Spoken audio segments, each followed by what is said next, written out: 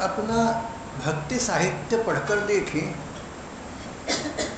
धर्म ग्रंथ पढ़कर देखें, भक्त गाथाएं पढ़कर देखें, तो एक सिद्धांत, एक बात एकदम स्पष्ट हो जाती है कि भगवान के प्रति भक्ति मार्ग में जिस वस्तु की आवश्यकता है, जो अनिवार्यता है, एसेंशियल कंडीशन है, बस एक ही है, मन की लगन। लगन ऐसी कि अगन बन जाए, ऐसी लगन अगन बन जाए, जलन बन जाए हृदय, ऐसी जलन जो जल से बुझ ना सके, हृदय में ज्वाला प्रज्वलित हो जाए, मन में एक आग शोले उठ पड़े कि श्री कृष्ण के अलावा, श्री भगवान के अलावा और किसी तत्व के द्वारा इस लगन की, इस अगन की शांति होने वाली नहीं है। भक्ति भाव की भाषा में इसे त्वरा कहा है, त्वरा, उत्कंठा, अंग्रेजी में इंटेंसिटी ऑफ डिजायर, इच्छा की अनन्यता, इच्छा की प्रचंडता, अदम्य इच्छा, ऐसी कामना भगवान को पाने की, अदम्य, अदमनीय, जिसका दमन न हो सके, जिसको कोई रोक न सके, अबाध, जिसमें बाधा न आ सके। हिमालय से निकली गंगा को हजारों मील की दूरी तय करके महासागर में मिलने से कौन रोक सकता है? इस प्रकार की त्वरा, इस प्रकार की उत्कंठा हो तो कोई भी व्यक्ति भगवान को इस ही जन्म में, जन्म जन्मांतर होता है, प्रतीक्षा करने की आवश्यकता नहीं है, इस ही जन्म में भगवान को प्राप्त कर सकता है। दादर रहमान उम्र की दृष्टि से 15-16 बरस का बालक था, जाति की दृष्टि से कट्टर मुसलमान घर में जन्म हुआ था, धर्म की दृष्टि से इस्लाम, मुसलमानों का धर्म, जैसा कुरान शरीफ में लिखा है, इस्लाम तो परमात्मा के पास पहुंचाने वाला है, और काफिर, नाफरमान, कुर्फियात करने वाली, बुतपरस्त हिंदू, ये सीधा जहन्नुम में जाती है। इनके लिए जन्नत का दरवाजा बंद है। कट्टर मुसलमान धर्म परिवार में ये लड़का पैदा हुआ, जहां आज से लगभग 150 बरस पुरानी की बात है, हिंदुओं को ये परिवार नफरत के निगाह से देखा करता था। दादर रहमान के पिता कहते थे, मिर्जा साहब कहलाते थे, मिर्जा कहते थे कि किस ज़माने में हम हिंदुस्तान पर राज करते थे, हमारी हुकूमत चलती थी, ये हिंदुस्तान हमारी हुकूमत, हमारी आँख के इशारे से चला करता था। शाह आलम से जागीर लेकर हम लोग आगरा बस गए, हमारे बच्चे, हमारे कुनबे के लोग हिंदू मंदिर की तरफ निगाह भी डालकर नहीं दिखेंगे, ये भी गुनाह, ये भी कुफ्र है, बुत परस्ती, मूर्ति पूजा पाप है, नरक में ले जाने वाला है। एक ना एक दिन ऐसा आ जाएगा, दादर के पिता कहते थे, एक ना एक दिन ऐसा दिन आ जाएगा जब इस्लाम सारी दुनिया पर छा जाएगा और शेष सब धर्म या तो उसकी पनाह ले लेंगे या समाप्त हो जाएंगे, उनका वजूद खत्म हो जाएगा। ये सब बातें कट्टरपंथी मुसलमान ऐसा सोचा कहा करते थे। कदाचित आज भी कट्टरपंथीपन कहीं होगा, पंथ में बुराई नहीं है, कट्टरपंथीपन में बुराई। अपने को भला कहना, अपने धर्म को अच्छा कहना, अपने मार्ग पर चलना सबके लिए उचित है, ठीक है, लेकिन दूसरे के धर्म को नरक का मार्ग बताना, उनकी अवमानना करना, इससे देश में दुनिया में लड़ाई झगड़े बढ़ती हैं जो आज चल रहा है।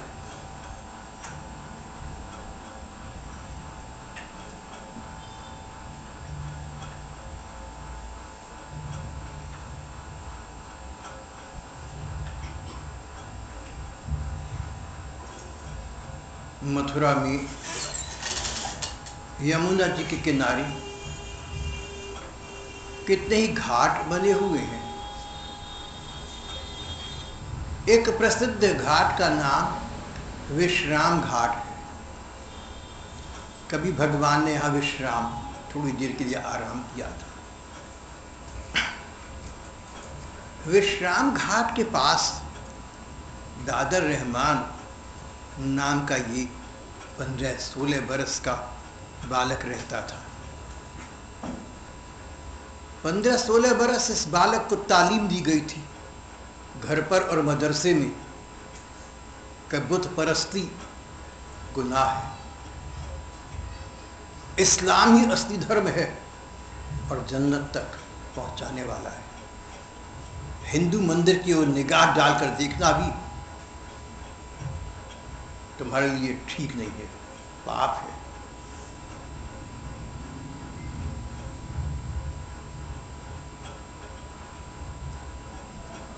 दादर रहमान एक मदरसे में, एक मुस्लिम स्कूल में पढ़ा करता था।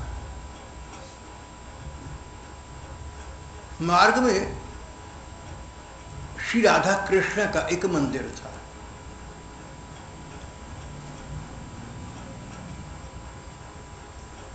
सड़क पर आते जाते लोग निगाह डालें तो राधा कृष्ण की सुंदर मूर्तियों के दर्शन एकदम हो जाती थी। अच्छा तो यह है कि मंदिर में ठाकुर जी की मूर्तियां ऐसे स्थान पर स्थापित हों जो आते जाते लोगों को सड़क से नजर ना आ सके।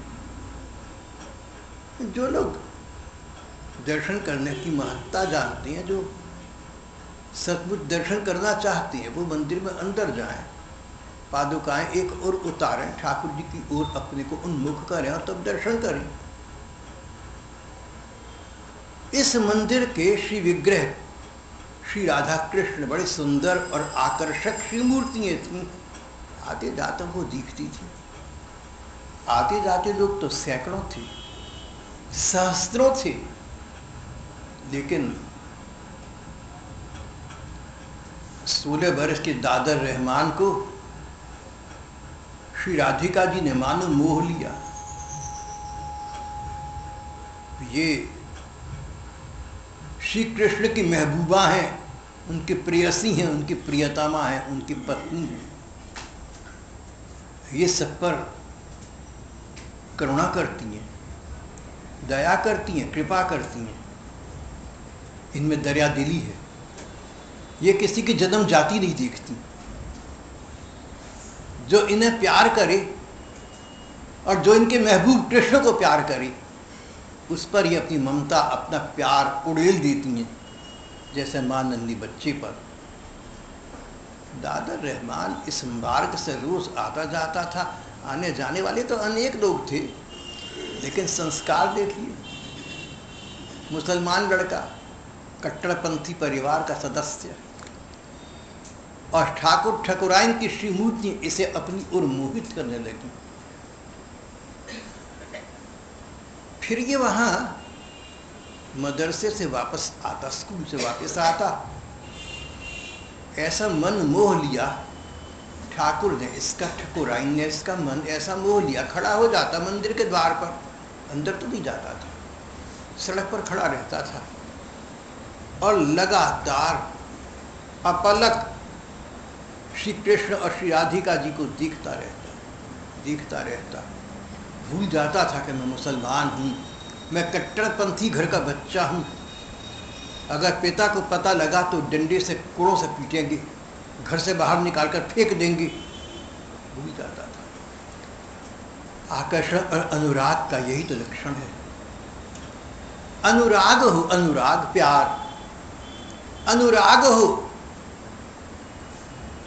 और कोई कारण उसमें बाधा बनता हो तो अनुराग था ही। अनुराग तो उसी को कहती हैं जहां हिमालय जैसी विशाल बाधाएं भी बाधा नहीं डाल सकती।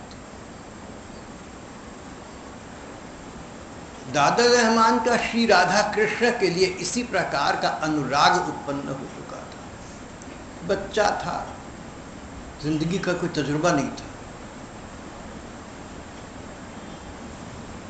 जाति का मुसलमान था, कट्टरपंथी परिवार में इसका पोषण हुआ था। और बहुत से हिंदू लोग भी मुसलमानों को नीचे निगाह से देखते थे, ये गद्दे होती हैं, इनमें सफाई नहीं होती इत्यादि।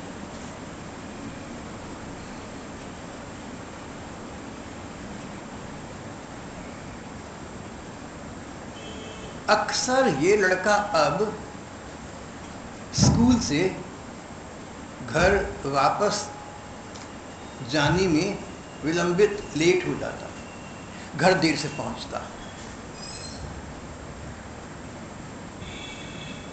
माँ ने एक दिन पूछा, बेटे तुम अक्सर देर से आने लगे हो, क्या बात है? मदरसे की छुट्टी देर से होती है क्या? वो जो कहावत है ना, भूखे से पूछा 2 और 2, बोला 4 रोटी। भूखा था ना, रोटी अपने आप बोला, 2 और 2 4 रोटी। रहमान के मन में तो श्री राधा कृष्ण घूमते रहते थे। माँ ने पूछा, बेटे तुम देर से क्यों आते हो, क्या बात है? लड़का बोला, अम्मी हम लोग हिंदुओं को नफरत की निगाह से क्यों देखते हैं? माँ भी कट्टरपंथी थी। नालायक, चुप, काफिरों का नाम पर नहीं लाती। हिंदू शब्द मुंह से जुबान से मत निकालो, पाप लगेगा तुम्हें। कट्टरपंथीपन, क्या करें, इन बातों का इलाज क्या है? आने दे अब्बा को, वो जवाब देंगे तेरे सवाल का, यानी तुझे कूटे पीटेंगे। इकलौता बेटा था। माँ ने सोचा कि स्कूल में हिंदू लड़कों के संग, हिंदू लड़कों की सोबत में पढ़कर ये बिगड़ रहा है। अगर इसे तत्काल सबक न सिखाया गया तो ये हाथ से निकल जाएगा। कहीं ये भी गुनाहगार, कभी ये भी काफिर ना हो जाए, कभी ये भी हिंदू धर्म में निष्ठा न रख ले। दादर के पिता घर पर आई।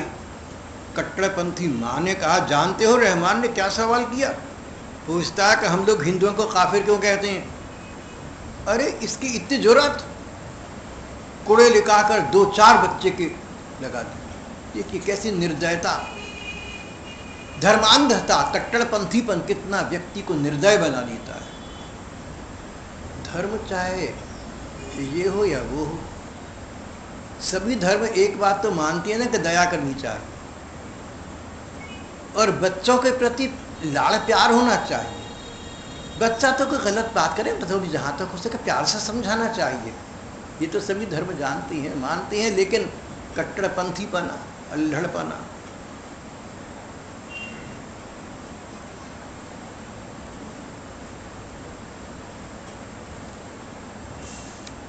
बाप ने उसको डांटा। जो लोग बुत परस्ती करते हैं, मूर्ति पूजा करते हैं, काफिर हैं, नास्तिक हैं। कौन मुसलमान का बच्चा इस बात को नहीं जानता? तुझे सवाल करने की हिम्मत कैसे की? अरे तुझे शरीयत पर इतबार नहीं है? मुसलमान धर्म ग्रंथों पर तेरा विश्वास नहीं है? खबरदार जो किसी काफिर का साथ किया। लेकिन लड़के पर प्रभाव न पड़ा। प्रभाव पड़ा तो उल्टा पड़ा। जैसे चैंटे को रोको ना तो और आगे बढ़ता है। बच्चों में इस स्वभाव होता भी है। जब हम पढ़ते थे कॉलेज में तो सर कहते हमारे, ये संस्कृत का श्लोक जो है इसको नहीं पढ़ो, आगे ये अच्छा नहीं है।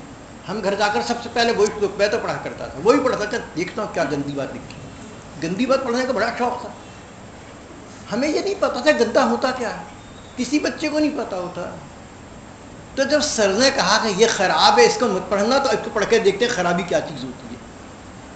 बस ये भगवान की लीला है कि आज तक खराबी पता नहीं चल सकी। आपको किसी को पता हो तो मुझे बताना है। मुझे तो खराबी एक ही जगह लगी है, और वो ये कि मनुष्य मनुष्य का दिल दुखाए। ये खराबी तो लगती है, इसके अलावा क्या है, खराबी क्या है।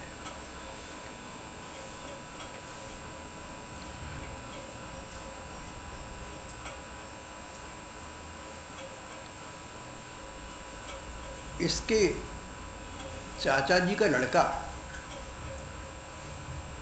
कासिम भी इसके साथ पढ़ता था। दिन में 5 बार नमाज पढ़ता था। उसको दादर की काफिराना हरकतों का पता था। इसको समझाता था, इसकी समझ नहीं आता था। अगर समझ आया ना, समझना प्यार लाड़ अनुराग कुछ नहीं।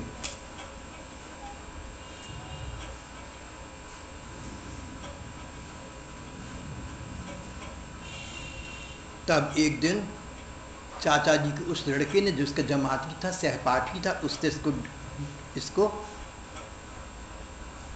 चेताया, धमकाया, तू घर जा, मैं तेरे वालिद साहब से, चाचा जी से सब कुछ कह दूंगा।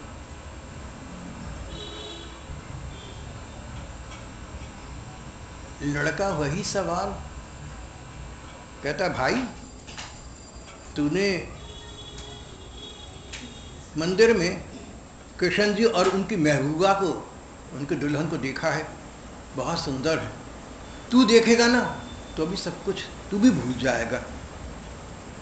कासिम ने, चाचा जी के लड़के ने डांट कर कहा, अच्छा है बुरा है हमें क्या लेना है, हमने उधर निगाह नहीं डाल दी। लड़का बोला, भाई हमें तो ये पढ़ाया गया है, हमारे इस्लाम में, हमारी शरीयत में, हमारी धार्मिक ग्रंथों में लिखा है कि सारी कायनात खुदा की बनाई हुई है, सारी सृष्टि प्रभु की उपज है, और खुदा की दुनिया में सब कुछ उसका बनाया हुआ है, तो किसी चीज़ को देखना गुनाह कैसे हो सकता है। सहपाठी भाई ने एक युक्ति युक्त प्रश्न का उत्तर तो नहीं दिया, अपनी धर्मांधता से कहा, अल्लाह तुझ पर खफा होगा, काफिरों के साथ तुम्हें जहन्नुम भेज देगा, तो नरक में जाएगा सीधा, और कुछ नहीं है। ये तो तेरी बातें हैं ना, ये तेरे नरक का रास्ता है, सीधा साधा, और कुछ नहीं है। मैं तेरे साथ नहीं जाऊंगा, मैं नरक नहीं जाना चाहता। दादर बोला, भाई अल्लाह तो मोहब्बत चाहता है, दिल को दो दुनिया की दौलत बख्श दे, यानी इंसान की मोहब्बत बख्श दे। हमारे मुसलमान धर्म में लिखा हुआ है, दिल को दो दुनिया, लोक और परलोक दोनों संसार की जो वास्तविक निधि है, दिल को दो दुनिया की दौलत बख्श दी, यानी इंसान की मोहब्बत। मैं इंसान की सेवा कर सकूं, स्नेह कर सकूं, मुझे क्या खुदा, ये भगवान मुझ पर ये कृपा कर, मुझे ऐसी बुद्धि दे दे। भाई को कुछ ना सूझा, बोला तो जा मर, ये कहकर चला गया। यानी मतलब ये था कि तो खुद भी डूबेगा और मुझे भी डुबाएगा। पहले तो भाई सोचता रहा कि बात घर पर बताऊं या नहीं, फिर सोचा किसी भी तरह से एक भाई को काफिर होने से बचाना अल्लाह ताला के कदमों में मेरा फर्ज बनता है। अनजान कुछ भी हो मुझे बताना होगा। घर पर बताया तो मानो कहर ढह गया।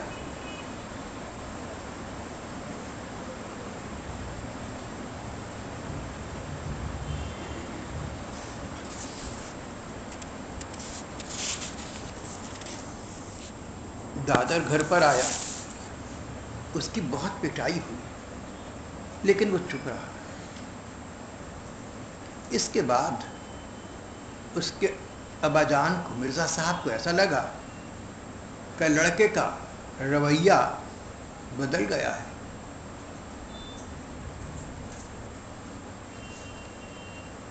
वो चुपचाप रहता है, कहीं आता जाता नहीं।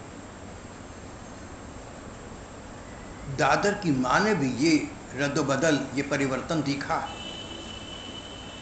दोनों पति पत्नी परस्पर परामर्श मंत्रणा करने लगी और इस निर्णय पर पहुंचे कि इस पर कोई भूत सवार हो गया है। पुराने ज़माने में भूत बहुत सवार हुआ करते थे, कहीं कहीं भी हो जाती हैं। और भूत को उतारने का तरीका डंडे लगाना है। तो कई लोग भले चंगे थे लेकिन डंडे खाकर चल बसते थे। भूत तो नहीं भागा, खुद दुनिया से चली गई। एक रात माता पिता ने देखा लड़का घर पर बिस्तर पर नहीं है। बहुत तलाश किया, चारों तरफ निगाह डाली, देखा बाहर अंधेरे में एक कुएं की मेंढ पर चुपचाप बैठा है। बोले तो बोला नहीं, निगाह उठाकर देखा नहीं। समझ गए कि इस पर कोई बुरी शय, कोई रूह आई हुई है। देखो अपने मन से ही समझ लेते हैं। जहाँ जहाँ तुम्हें भूत प्रेतों की बात पता लगाए ना, तो समझ जाना 99% अपने मन का वहम, विकार का डर है। माता पिता ने मिलकर उस बच्चे को बहुत मारा, ये सोचकर कि बच्चे को नहीं, हम भूत को मार रहे हैं। ये डंडे, ये कोड़े, ये बेत भूत के लग रही हैं, भूत भाग जाएगा। लेकिन भूत नहीं भागा।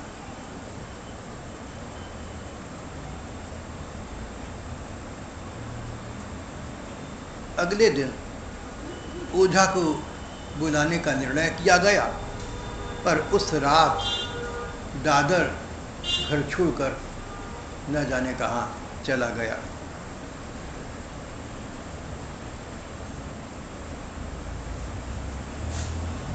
उर्दू ज़ुबान में एक पर्चे पर लिख गया था, मैं एकदम आप लोगों की निगाह में मैं एकदम काफिर हो गया हूँ। लाडली राधा जी किशन जी की महबूबा मुझे बुला रही हैं, मैं उनके कदमों में जा रहा हूँ।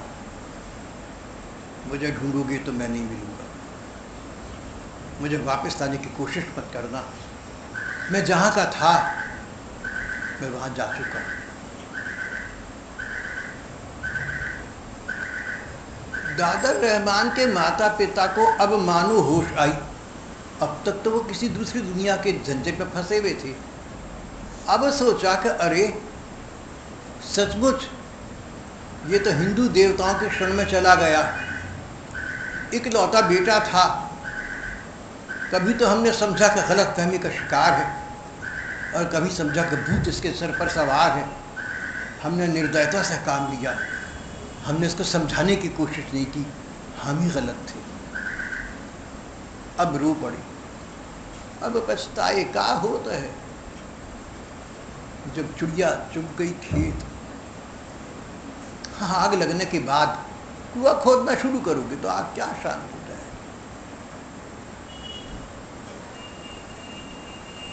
दादर के अब्बाजान को बहुत अफसोस था, चाहते थे कहाँ से भी हो सके मैं उसको प्यार से ढूंढ कर लाऊं। बहुत ढूंढा लेकिन लड़के का पता न चला। ये लोग मथुरा रहते थे आजकल। सोचा मथुरा के यमुना जी के तीर पर या आसपास के ब्रज के क्षेत्र में कहीं होगा, कहीं तो होगा, लेकिन इनको न मिला। अब तो दादर रहमान का बाजान की, उसके पिताजी की स्थिति विचित्र हो गई, सब कुछ बदल सा गया। कभी वृंदावन, कभी मथुरा, यमुना जी के किनारे जहाँ तहाँ घूमते रहते, जो भी यात्री मिलता उसको कहते कि देखो हमारा लड़का खो गया है, यहाँ आ गया है। उसका हुलिया बताते, कपड़े बताते और कहते कहीं मिले तो हमें बताना। 10-12 दिन बीत गए और एक दिन बंगाल से एक यात्री प्रमोद कुमार चट्टोपाध्याय मथुरा आए, वृंदावन के दर्शन किए, मथुरा के यमुना जी के किनारे विश्राम घाट पर बैठे थे। दादर के पिता को क्या सूझी, ये चट्टोपाध्याय के पास गए, उसे पूरी बात बताई।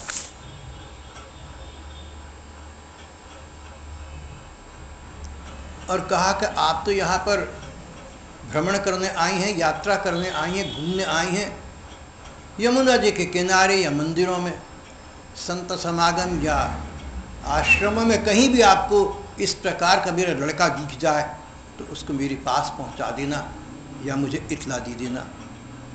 मैं बहुत शुक्रगुजार होऊंगा, तहे दिल से आपका शुक्रिया अदा करूंगा।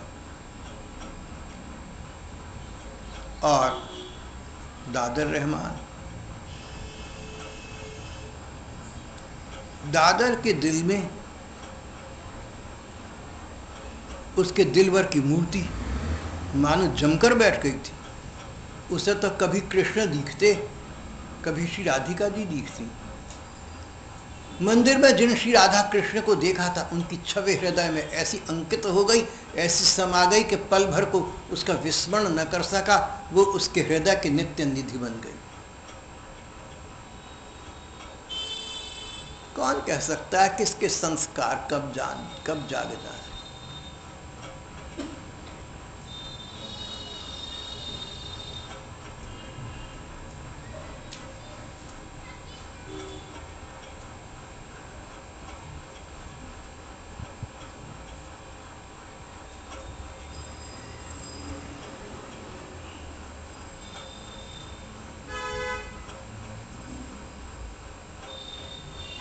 और एक दिन अद्भुत विचित्र घटना घटी। प्रमोद कुमार चट्टोपाध्याय ने स्वयं उसे लिखा और लिखकर गीता प्रेस की प्रसिद्ध पत्रिका कल्याण को भेजा। ये घटना कल्याण में प्रकाशित हो चुकी है। तीर्थयात्री प्रमोद कुमार चट्टोपाध्याय अपने उस आलेख में कहते हैं कि मैं यमुना जी के किनारे बैठा था। जहाँ मैं बैठा था उससे कुछ दूरी पर 3 बहुत बड़े पेड़ खड़े थे। लंबे लंबे 3 पेड़ों के मूल इस प्रकार समान अंतर पर थे कि उनके बीच एक सुंदर त्रिकोण क्षेत्र की सृष्टि हो गई थी। वहाँ मैंने एक अद्भुत मूर्ति को यानी दादर रहमान को देखा। लगता था ये कोई योगी है, कोई वैष्णव है, व्रज का कोई राधा कृष्ण का अच्छे स्तर का भक्त है। चट्टोपाध्याय कहती हैं मैं उसकी भाव भंगिमा को देखकर बड़ा प्रभावित हुआ। मैंने सोचा इस रूप में कोई भगवान के प्रेमी संत हैं, कोई सखा हैं, इनकी कृपा प्राप्त करके ही मानूंगा। मैं अपनी जगह टिककर न बैठ सका, उठ पड़ा और क्षण भर में उस मूर्ति के पास पहुंचा। ये एक बालक था, 16-17 बरस का बालक, स्वस्थ, सुडौल, गोरा चिट्टा, वस्त्र न के बराबर। मुझे तो ऐसा लगा कि सुखदेव जी हमारे भागवत के कथाकार मेरे सामने आज रूबरू हैं। उस लड़के की मुख मुद्रा ऐसी मानो हमारे सुखदेव जी भागवत के वक्ता 16 वर्ष की आयु में रहते हैं। मुझे लगा कि ये व्यास जी के बेटे स्वयं भगवान सुखदेव हैं। ठंड के दिन थी, लेकिन बालक के जिस्म पर कोई वस्त्र न था। लगता था उसे आवश्यकता भी नहीं है। लेखक कहते हैं कि मैं तो साधारण मनुष्य ठहरा, मैं तो शरीर के गर्मी सर्दी इनको बहुत मानता हूँ। मैंने सोचा ठंड का समय है, लड़के पर कोई कपड़ा गर्म नहीं है, अपने शरीर का गर्म कपड़ा उतारा और उसे उड़ा दिया। लेकिन वो कुछ बोला नहीं, न तो उसने मुझे रोका, न उसने कुछ कहा, न उसने मुझे देखा। चट्टोपाध्याय बड़ी उम्र के थे, लड़का 16-17 बरस का था। उनको ऐसा लगा कि मेरा बेटा है, तो जैसे माता पिता अपने कपड़े बच्चों पर गर्म कपड़े डाल दिया, लेकिन वो लड़का नहीं बोला। मैंने देखा कि उसकी निगाह सीधी यमुना जी की ओर है। लगता था कि उसे न ठंड का पता था, न मेरा गर्म कपड़ा पहनाने का पता था। कहीं खोया हुआ था, किसी दूसरी दुनिया में था, हमारी दुनिया में नहीं था वो। फिर एक विचित्र दृश्य उपस्थित हुआ। चट्टोपाध्याय कहते हैं, मैंने देखा एक व्रजवासी महिला उसके सामने आकर उपस्थित हुई। घाघरा, ओढ़नी और नीले रंग के वस्त्र धारण किए हुए थे। उस ब्रजवासी महिला के हाथ में एक थाल था। थाल कपड़े से ढका था। मैं समझ गया इसमें खाद्य पदार्थ है। दूसरे हाथ में एक साफ लोटे में कुछ पेय था। उस ब्रजवासिनी महिला का मुखमंडल बड़ा कमनीय था। लगता था कि इस व्रज की नहीं है, इस संसार की नहीं है, किसी दिव्य लोक से मानो आसमान से उतरी है। कौन है ये? और तभी मैंने सुना कि वो थाल उस किशोर टीन एजर 16-17 बरस के लड़के के सामने वो थाल रखते हुए उस महिला ने कहा, दुलार मेरे कुछ खा ले, मैं तुझे खिलाकर घर जाऊंगी। देख, वहाँ का काम समाप्त कर, शाम को दोबारा आऊंगी और तुझे ले चलूंगी। मैं ये सब दृश्य लगभग पास से देख रहा था, लेकिन ये भी देख रहा था कि उस ब्रजवासिनी को या उस लड़के को, दोनों को ही ऐसा लगता था कि मेरा उन्हें कोई ध्यान नहीं है, मेरी ओर उनका कोई इंगित न था। ब्रजवासिनी की बोली बड़ी मीठी थी। लग रहा था कि अपूर्व संगीत की सृष्टि कर रही है। साधु सरीखे उस बालक के चेहरे पर कोई भाव न आया। वो बिना पलक बारे यमुना जी की ओर पहले की भांति देखता रहा। तब उस व्रजांगना ने, उस व्रज की महिला ने व्याकुल भाव से उसके चिबुक का, उसकी ठोड़ी का स्पर्श किया। मेरे लाल बच्चे। तब ध्यान मग्न वो किशोर कुछ चौंका। उसने सिर तो हिलाया, लेकिन उसकी निगाह यमुना जी की ओर ही बनी रही, मानो यमुना जी के प्रवाह में कोई नाव आएगी, मानो उसमें श्री राधा कृष्ण सखी समूह होंगे, इसको साथ लेकर जाएंगे, कुछ ऐसा सा लग रहा था। नेत्र अपलक बने रहे।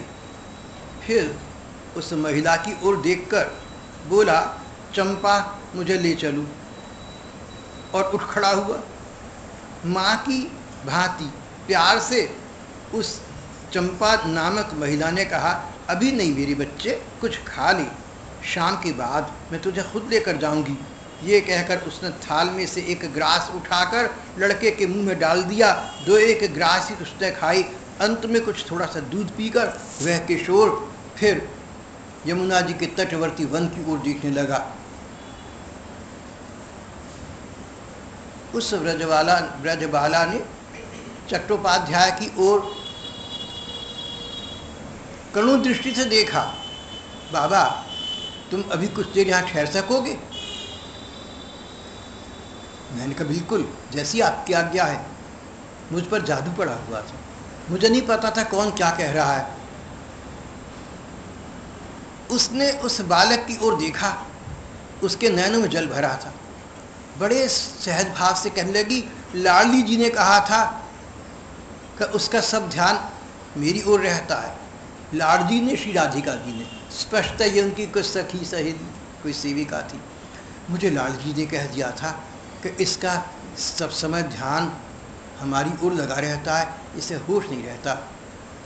लाडली ने कहा था इसे खिला कर आना, नहीं तो इसका शरीर कैसे टिकेगा। 10-12 दिन से कुछ नहीं खाया, थोड़ा सा दूध बस, इससे क्या शरीर रह सकता है। इसके बाद चकित हिरण्य की तरह घूमकर उसने उसके शोर को देखा। बोली, क्या करूं मेरे गोपाल, तू यहीं रहे, मैं घर जाती हूँ, मुझे घर का काम करना है, सांझ को आकर तुझे ले जाऊंगी। अच्छा। वो किशोर बिना कुछ बोले चुपचाप पहले की भांति अपने आसन पर बैठा रहा। मैं ध्यान मग्न उस योग मूर्ति बालक की ओर देख रहा था। तब जरा मुड़कर उसे एक हाथ में लूटा और दूसरे हाथ में थाल लेकर जाते हुए देखा। उसके बाद वह आगे बढ़ते बढ़ते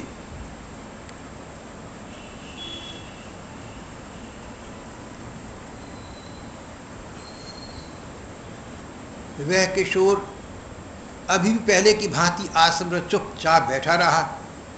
वह महिला चंपा मुड़कर देखा उसे, एक हाथ में लूटा, दूसरे में थाल लेकर वे जा रही थी। उसके बाद आगे बढ़ते बढ़ते चंपा न जाने कहाँ विलीन हो गई। वहाँ कोई पेड़ नहीं था, किसी प्रकार की आड़ नहीं थी, ये मुझे पूरा पूरा स्मरण है। उस कन्या का आना जाना और थोड़े से समय के लिए रहना, बस इस सब के भीतर जो कुछ देखा उससे लगा कि वृंदावन के यमुना जी के किनारे इस किशोर वैरागी को केंद्र करके एक अनंत अलौकिक का आनंद सब ओर छा रहा है। शाम होने को आ गई। यमुना जी के किनारे खूब हवा बह रही थी, पर उस लड़के को इन बातों से कुछ लेना देना नहीं था। मेरी बात करने की इच्छा हुई। हरि हरि, कृष्ण कृष्ण, राधे राधे शब्द का उच्चारण मैं करने लगा, जिससे मेरी बात सुनकर मेरी ओर ध्यान दे। उसने मेरी ओर देखा। जब मैंने कहा राधे राधे, तब उस बालक ने मेरी ओर उपराम भाव से देखा। मैंने कहा, भैया तुम्हें कुछ कष्ट है क्या? उसने मुझे देखा और देखता रहा। तुम्हें क्या कष्ट है? वो फिर कुछ न बोला। क्या मैं कुछ कर सकता हूं? वो लगातार देखता रहा।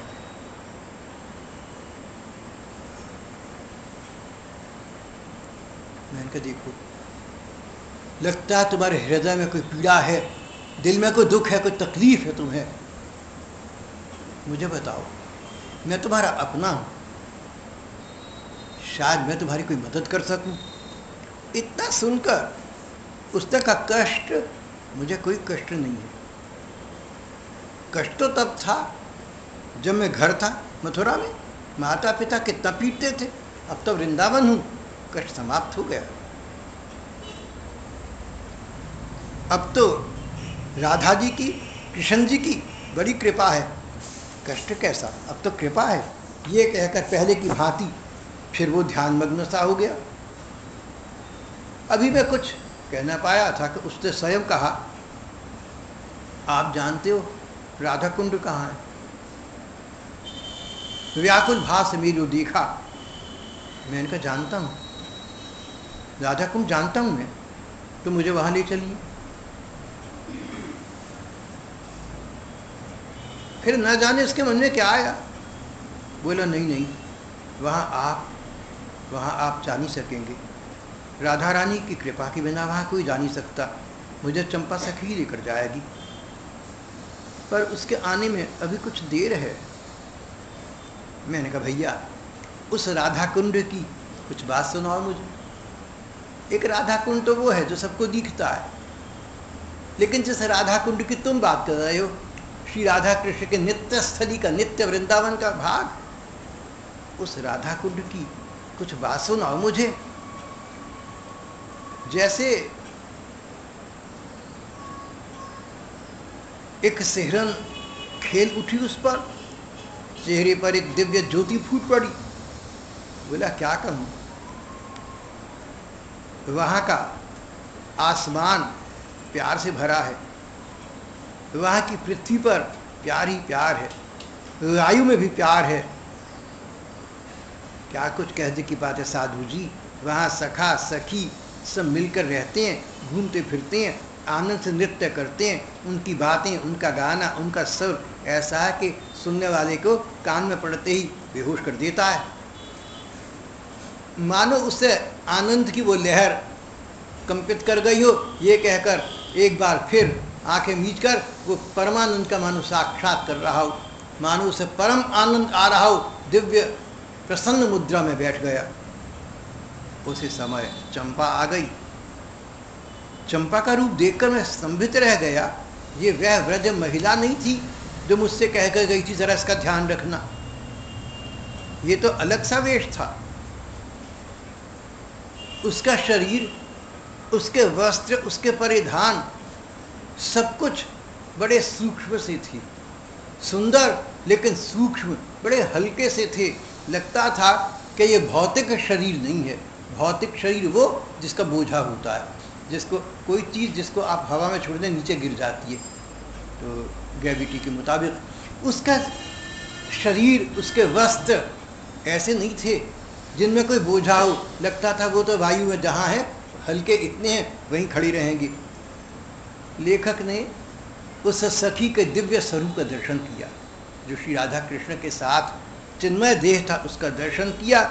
अत्यंत पतला, हल्का, मानो उड़ रहा हो, स्थूल जरा भी ना हो। चंपा ने उस बालक के कंधे पर हाथ रखा। बालक उठ खड़ा हुआ। चंपा बिना कुछ बोले चल पड़ी और बिना कुछ बोले वह किशोर बालक उसके पीछे चल पड़ा। धीरे धीरे मेरी आंखों के सामने वे दोनों देखते देखते अंतर्धान हो गए। दोनों ठाकुर ठाकुराइन के श्री राधा कृष्ण के धाम को चले गए। मैं वहाँ जड़भूत होकर वहाँ बैठकर ये सब देखता रहा, सोचता रहा और कुछ देर के लिए संज्ञा शून्य हो गया। काश के उस लोक की प्राप्ति हमें भी हो जाए। श्री कृष्ण गोविंद।